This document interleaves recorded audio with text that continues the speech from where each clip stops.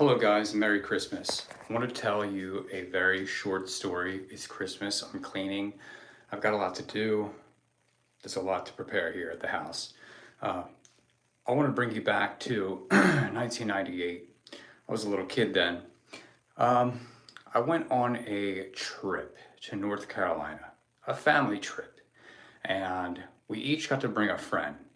My sister got to bring one of her best friends. I got to bring one of my best friends, so on and so forth. I had another stepbrother and a stepsister, and my stepfather and my mom.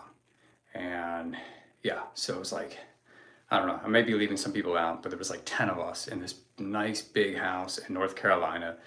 It was a real special treat because at that time, before that, we hadn't really gone on vacation much other than going to the beach. But we went to North Carolina, and for us, 8-hour drive, but we were there for a week and we stayed in the Outer Banks, which was lovely, by the way. Anyway, so we go on vacation, and first half of the week, it's very nice. We're having a good time. We are all under one roof, and it's a lot of people. So it's a lot of personalities. For the most part, though, it goes pretty smooth sailing. My stepbrother at that time, he was kind of starting to be out of control a little bit, and my sister's boyfriend was good friends with who also came with us. Those two together were like peanut butter and jelly. My sister's boyfriend and my stepbrother, and they were kind of like, getting into, doing boy stuff, what they do adolescents, kind of staying out late, getting in trouble that way. But shit would really hit the fan maybe 4 or 5 days after being in a place, all of us being in one place. Maybe it was a little bit longer than that because I believe we were there for 2 weeks. But the pot would get stirred, and it wasn't good. Let's just say that. Nothing major happened. I mean, there were some fights. We all, had our turns of not getting along, whatnot. You have these kinds of things happen. But what started to bring us together is the fact that we are family, we're friends, we love each other, and we've known each other for a long time, and these are our best friends and obviously our family. So yeah, I mean, it's just life stuff. And this may be the point of my story, but I actually want to dive a little deeper here because it goes deeper than that. This is just kind of like the icing on the cake. But out of everybody kind of having their thing, right? Like my stepbrother was going out with my sister's boyfriend, and they were getting into trouble. They were doing stuff, staying out late like they shouldn't have been. And my sister had her own thing going on at times, and my parents weren't happy with that. And of course, my sister at that time, my stepsister, my young sister, she was kind of like at a point in her time where she was kind of wanting to rebel. So there was all these, again, like personalities going on. And me and my buddy, we kind of remained cool most of the time up until the incident of the swimming pool. And when I say that, all right, so this is kind of a cool story because one, it is kind of a situation where I kind of went against the grain of what my family told me to do. But there was a real kind of lesson in it, and you could call it dumb, but I'll get to it. So the way that the pool was, like the vicinity from the pool to this beach house that we stayed in, it wasn't too far away. So if you were on the second or third level, you could easily jump from the balcony into the pool. And him and I, we eyed that up immediately. And we were like, dude, I think we can do this. And of course, our parents caught wind of it and they said, no way. You are not jumping from the balcony into the pool. But you got to remember, we're young, we're impressionable. we're trying to compete with everybody else for some reason. You know, our brother's going to bonfires on the beach late at night. He's meeting girls, doing all this stuff, and I thought that was cool. You know, like I looked up to them, and other stuff was going on. I was like, man, I want to do something badass.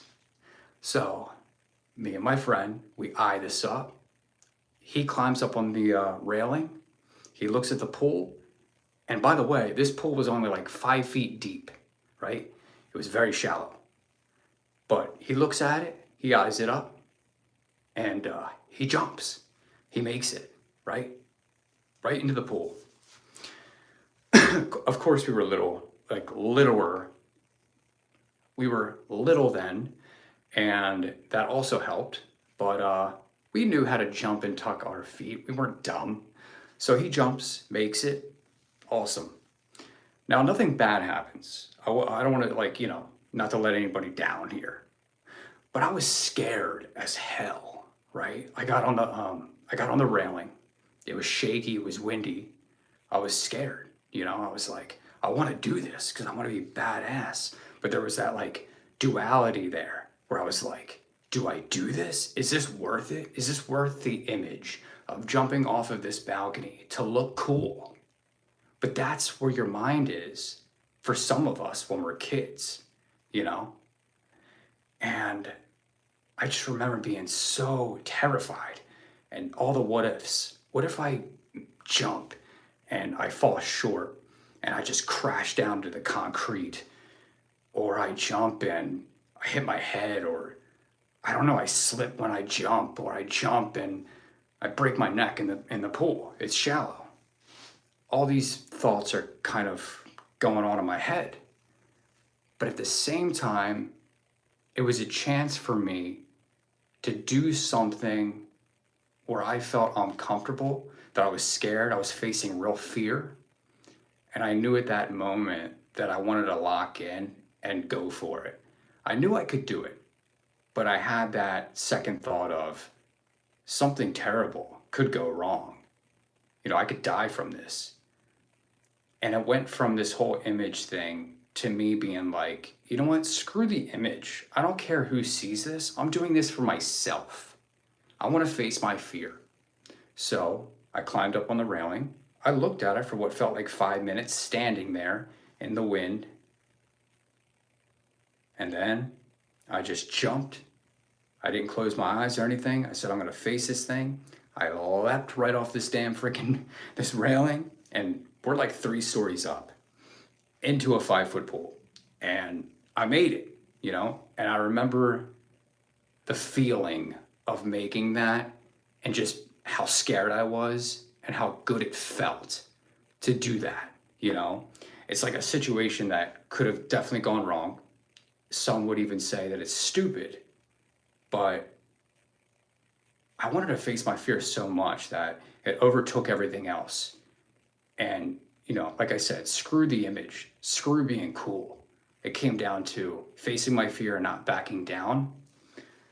And I feel like this is a story that people can apply to their own life because we're met with fear when we want change, or maybe not necessarily all the time, but when you're in a situation where you're doing something for the first time, or maybe you want to go after something that you're interested in doing, but you're afraid of failing. It's like, it's always going to be better to take the chance. You know, I know this is like figuratively speaking, you know, physically, I could have ended up in a bad situation, but I'm glad I did it. And just from doing that, like, taught me a lot, you know, just from taking a simple situation like that, taught me a lot, even at that age. But yeah, I think facing your fear and really overcoming that barrier is just such an important lesson in your life. Getting out of your comfort zone and really just taking things head on. Anyway, that's my positive story that I wanted to talk about. That's the story I wanted to tell. Obviously, there's a lot there that I could have, you know, gotten into and put the detail out on the table. But the point of me telling this story was to overcome fear. And sometimes it may feel wrong or dangerous, or, you know, it may feel like you're, I don't know. It may feel like the end of the world almost. But if you face it and you get over that hump, it's so much better in my experience. So that's really my message here.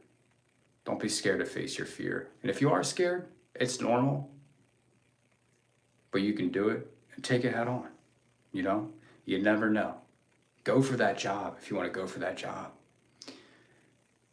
Do that thing that you want to do. Pursue the most. You only live once. As cliche as that sounds, or corny that sounds, it's the truth. All right, guys, that's my story. I got to get back to cleaning. I have a lot to do around here, but that's the story I wanted to tell.